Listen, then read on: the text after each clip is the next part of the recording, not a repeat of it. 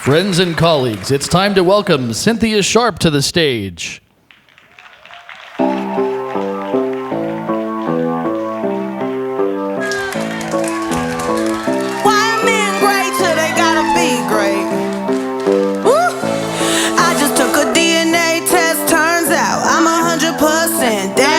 Even when I'm crying crazy, yeah, I got boy problems, that's the human in me.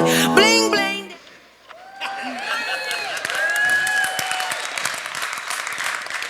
Good afternoon, everyone. I'm what stands between you and the sewers of Seattle, apparently. I had a nice and trim 20-minute talk, but there's been so much amazing stuff over the past couple of days. We might go a couple minutes over as I reference some of that. For those of you who don't know me, hi. I'm Cynthia Sharpe. My pronouns are she, her, hers. I'm principal, Thinkwell Group for Cultural Attractions and Research. I'm also the co-founder of Harriet B's Daughters. And I'm racist. Yeah, room just got real quiet. I am sexist. I'm ableist. I'm classist. I'm transphobic, and I'm homophobic. I'm anti-Muslim, and I'm anti-Semitic.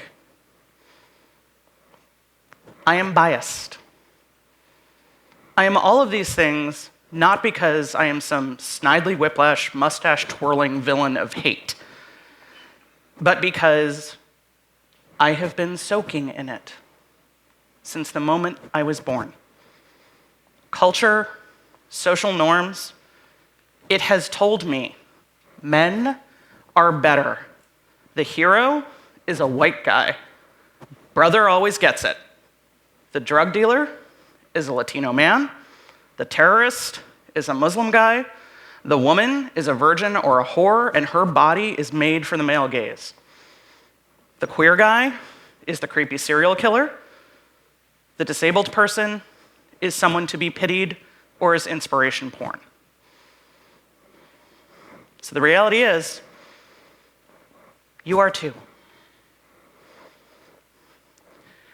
We all have unconscious bias.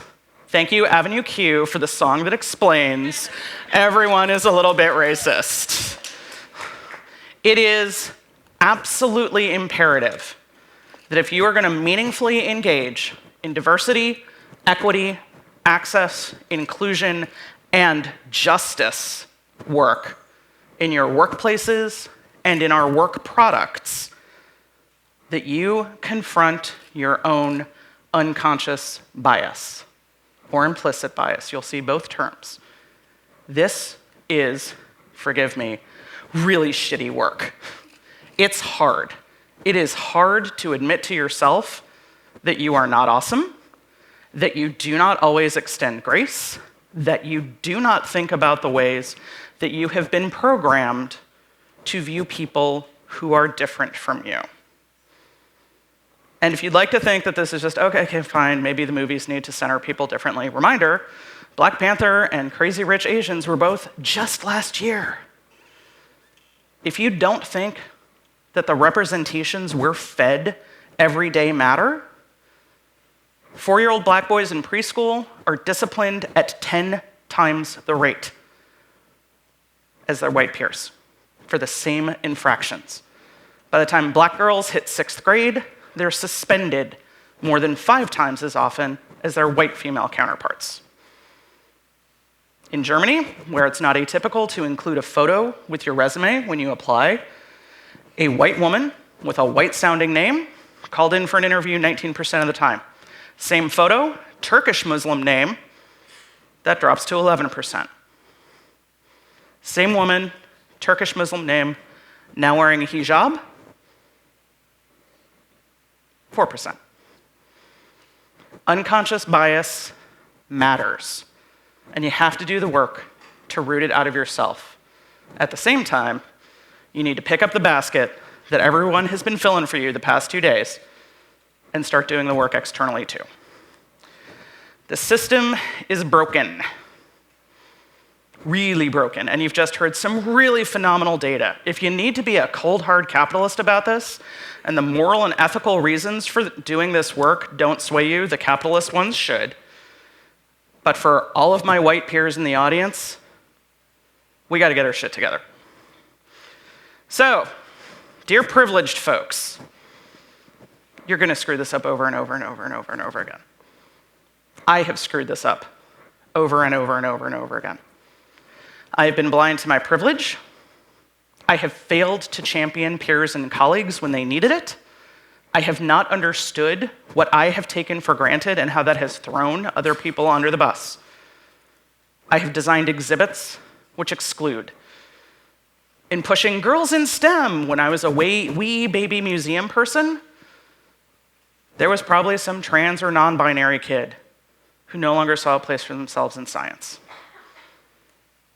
I've fucked this up. I don't have a time machine. I can't go back and fix that. All I can do is reflect, learn the lessons, resolve to do better, apply those lessons going forward. You can do this too. You need to do this too. 850 million visits to museums in the US alone every year. 7% of the world's population going to theme parks operated by the 10 largest theme park operators. If you don't think what you do matters, if you don't think you can move the cultural needle, let those numbers convince you otherwise as to the importance of this work. All right, some terminology definitions. Privilege, you've heard it a couple of times over the past 2 days. I am white, I'm middle class, I'm college educated. I am soaking in privilege. It's not as refreshing as soaking in Palmolive before a manicure. But I am also bisexual, identify as a woman, and Jewish. One of those you can kind of tell looking at me. The other two you can't. And out of those latter three, there are spaces and places where any or all of those, super not privileged. Your privilege changes depending upon context. It's not immutable, but you have to be aware of where you have privilege and where the others around you might not. Intersectionality. You've heard that a couple times the past few days too. Intersectionality is a term coined by Kimberly Crenshaw, a legal scholar and social activist, published in like 1989, I want to say, in the University of Chicago Law Review. It's based on the work of black feminists from the civil rights era. Simply put, a black woman does not experience sexism the same way I do, because it's not like she can take off the mantle of being black. Similarly, when she is in a racial justice or a racist context, she doesn't experience racism the way that her black male peers do, because she can't take off the mantle of being female. You contain multitudes. I contain multitudes. Bi, Jewish, woman, forced to live in Kansas, middle class, college-educated, white. The intersection of your identities can result in different outcomes, and it is really crucial that you realize, you've heard this too, one size does not fit all. Marginalized or oppressed groups of multiple identities, a queer black woman is going to have it way worse in some situations than a queer woman or a black man. Okay? All right, so to the title of the talk. What's an ally? You've probably seen it shared on Facebook or posts on HuffPo. This is the comfortable. This is the relatively familiar over the past 2 years.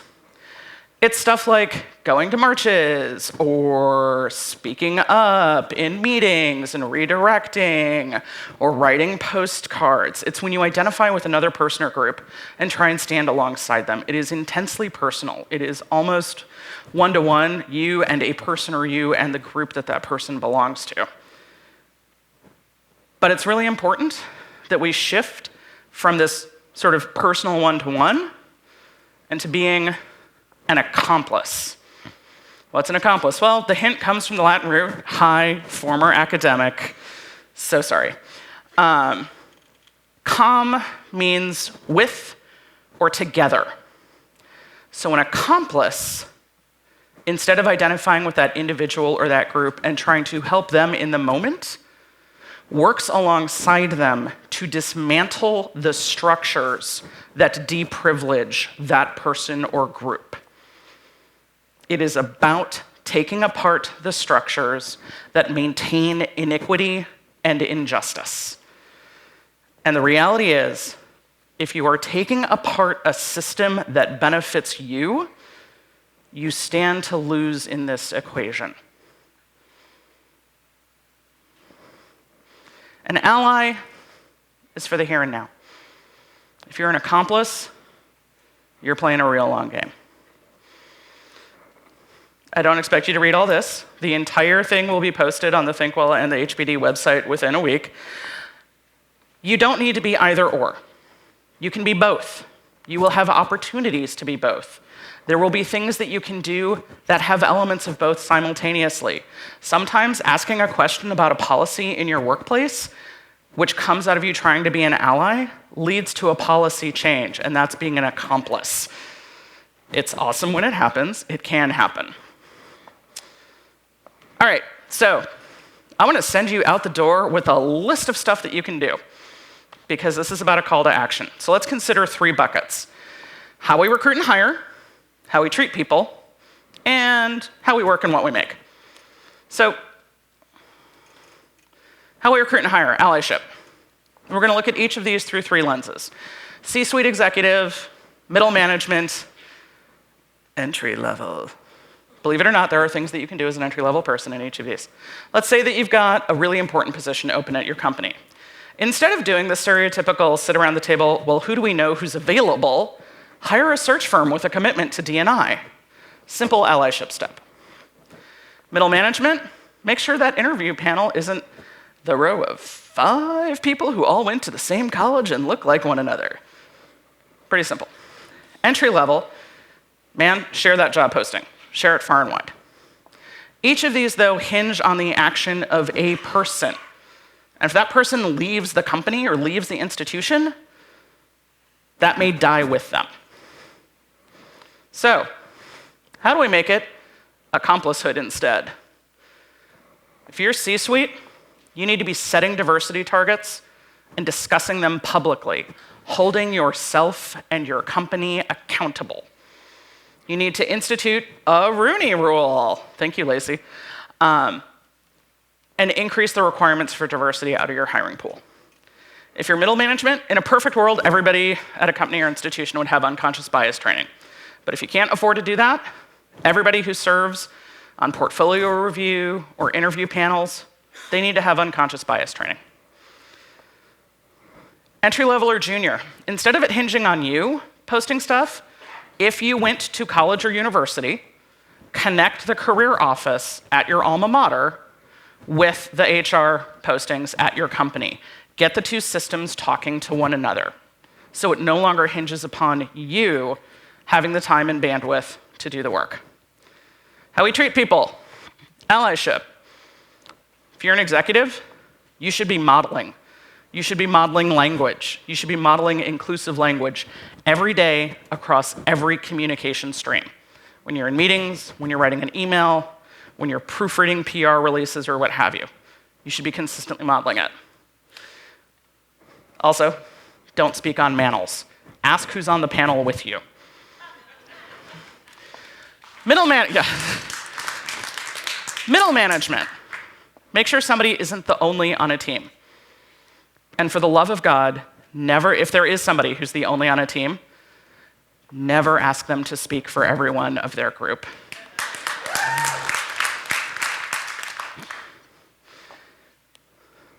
Entry level or junior, you can amplify each other's voices. If one of you gets bowled over in a meeting and another one of you gets a chance to talk, give a shout out to your colleague. Do the work of educating yourself as well. In many situations, people are actually going to look to you to be more aware of what's going on and current thinking.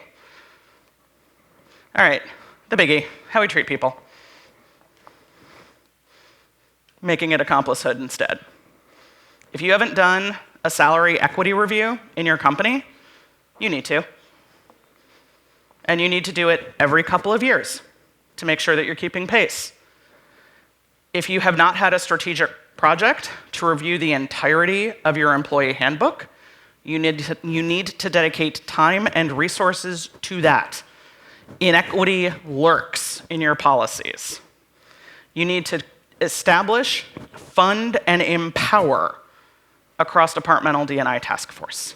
It cannot live solely on the desk of one overwhelmed person in HR. Middle management. Who gets to go on site? Who gets to go to conferences? Who gets the things that get brought up in reviews? That's a big part of career advancement. And if how that gets parceled out isn't transparent, that's inequitous. So establish the policy, publish it. Entry level. Ask. You're the ones who are actually reading the handbook, because you don't know the policies cold yet. So when you see something which strikes you as weird, ask about it. These things sort of build up by accretion over the life of an institution, and oftentimes are rooted in the, well, legally we're mandated to do, with no thought behind, is the legal minimum really the morally and ethically right thing to do? So ask. Asking the question can bring about change.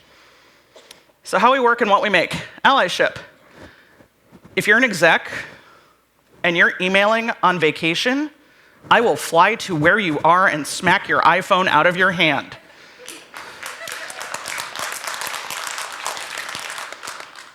Because you are telling your employees, you can't take vacation. I don't value you and your time. Stop doing it. Also, you're going to be so much more sane if you stop doing it. Also, no matter how bad you want that big project, if getting that big project means abusive staffing models to your team, think about how you can do it differently so that you're not chewing people up and burning them out.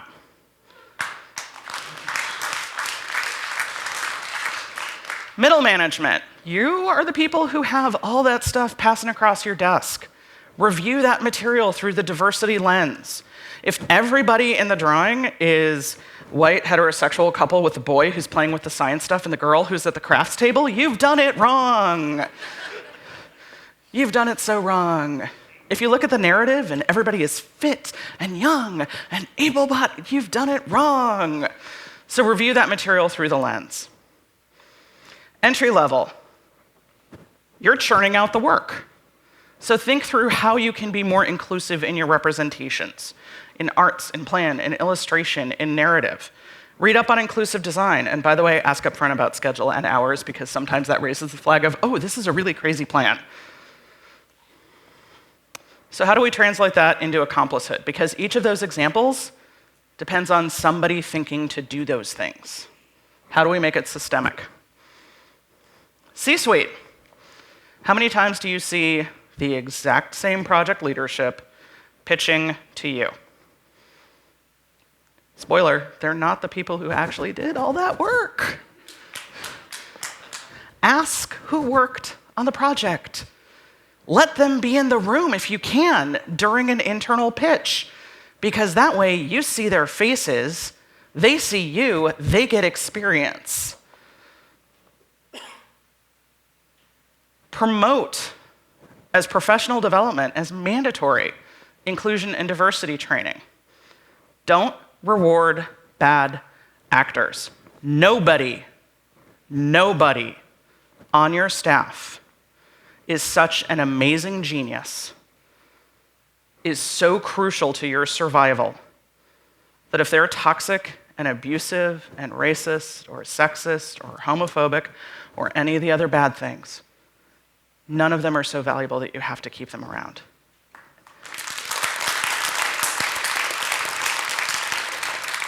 And if you have a client who is abusive to your people on site, don't be so fast to take the next contract.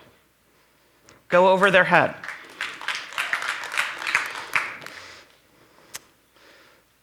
Entry level. You're doing playtesting. Write up a way to do it that's inclusive. Recruit really intentionally. And hold your peers accountable. Y'all are still close enough sometimes to being in school that the jokes and the language, Professional context now. Hold your peers accountable. All right, are you ready for a lot more words? All of the stuff that I just said, tip of the iceberg. There are so many other things that you can do to be better at Accomplice. One of the big places that inequity resides is in your healthcare plans. Do they cover the cost of transitioning? Do they cover IVF without mandating a year of failure to conceive naturally? Guess who that aces out? People who are not trying to conceive naturally because the body parts don't allow that. And yet, there are plenty of employers whose healthcare plans will not cover IVF for queer couples for that very reason. My husband couldn't take a new job because it literally would have cost us $20,000 a year more. Not because of the higher cost of the insurance itself, but because they wouldn't cover any of the OT, PT, or ST for our kid. So look at your plans through a number of lenses. Oh, but wait, I got more ideas too. As I said, this is going to get posted. Who gets in the door in the first place is really important. So look at your resume review process. Reduce the educational requirements. Strip school names, indicators of race or gender off of resumes and portfolios before review. That way, people can't bring their bias about, oh, they went to insert name of super awesome school here, they must be great. And still yet more. Sometimes it's the really little things. How many women here have worked front of house at some point in their careers? Were you forced to wear a polo shirt? Did it fit? Look at what you require in terms of uniforms. Look at where you're sourcing them from. Ensure that there's a range of sizes. Make sure that there's an adaptive clothing option from that supplier. There are all kinds of things that you can do. One of the previous slides had to make sure that your systems talk to one another. It's great if your HR system is trans-inclusive and trans-aware, but if it doesn't work with your badge scanner at the front door and it flags you as not looking like your badge or the genders don't match, that's a daily reminder. And that sucks. So make sure your systems work together. If, as a result of this talk or the last 2 days, you read only one thing, make it be this. Ijoma Oluo is actually a Seattleite. It is actually now out in, as of this week, a brand new version, annotated and with a discussion guide. So I encourage you to not get this version, but look for the one that has a blue cover. And I'm not reducing this to all about race. But what this book does so brilliantly is it unpacks unconscious bias. It unpacks how it permeates everything. It guides you through the process of being really freaking uncomfortable as you confront your own bias. And it is very clear about the implications if we don't. I leave you with the words of Toni Morrison. If you're in this room, you have power. Doesn't matter if you're 21, on scholarship, shiny new to TEA, or if you're a 65-year-old exec who's built theme parks around the world. You have power. Your job is to reach your hand back and make it better as you pull up somebody else. Thank you.